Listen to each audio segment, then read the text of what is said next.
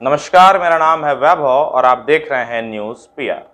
बिहार में जिस तरीके से एसटीईटी अभ्यर्थियों के साथ बर्बरता हो रही है, नीतीश सरकार उन पर लगातार लाठियां चलवा रही है।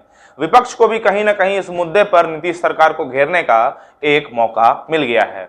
इसी बात को आगे देखते हुए आज हम भारतीय सब लोग पार्टी के सुप्रीमो और पूर्व सांसद अरुण कुमार ने भी प्रेस कॉन्फ्रेंस की, जिसमें उन्होंने नीतीश सरकार पर जमकर निशाना साधा। उन्होंने नीतीश कुमार को, बिहार के मुखिया को सीधे तौर पे ये कहा कि आप भी कहीं ना कहीं एक ऐसा ही शिक्षक से पढ़कर यहाँ तक आए हैं नीतीश जी, और हम लोग भी खुद एक ऐसे ही कहीं ना कहीं शिक्षकों की ही देन है कि आज हम इस तरीके की सक्रिय राजनीति को कर पा रहे हैं। एक अच्छे समाज की रचना तभी हो सकती है जब वहां पर शिक्षक अच्छी शिक्षा लोगों को मुहैया कराए।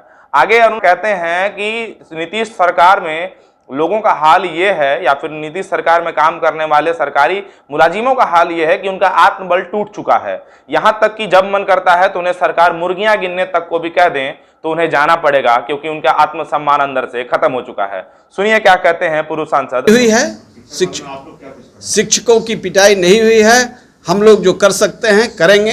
कल भी कहे हैं, परसों भी कहे हैं, इसके पहले भी कहे हैं कि आप एकजुट होइए, आप एकजुट होइए। हम आपके आंदोलन के साथ हैं। हम राजनीति में होश संभाले हैं, तब से कह रहे हैं शिक्षकों को इतना सम्मान दो कि वो शिक्षक बन जाए। ज्ञान से शिक्षक नहीं होता, और ऐसी परंपरा का शिक्षक हमारे रहे हैं। हम ही लोगों को पढ़ाया है, नीतीश कुमार जी को भी पढ़ाया है वही शिक्षक। आज जो शिक्षक ये बना रहे हैं, उनकी परंपरा को लाठी मारते मारते मारते कुचलते टोड़ते ऐसा बना दे रहे हैं कि इनके कहने पर वो मुर्गी गिनने चले जाते हैं। उनके अंदर आत्मबल नहीं है। हम तो ऐसे हम कर रहे हैं यही कि डे फर्स्ट से कह रहे हैं आप जागो।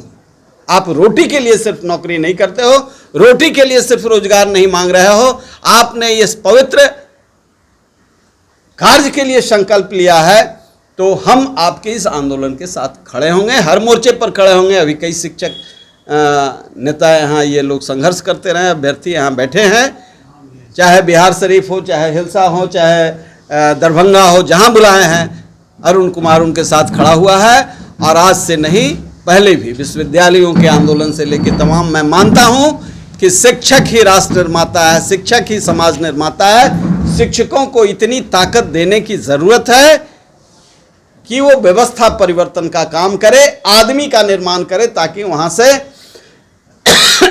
से भ्रष्ट चरित्रहीन नेता पैदा नहीं हो, भ्रष्ट चरित्रहीन ऑफिसर पैदा नहीं हो,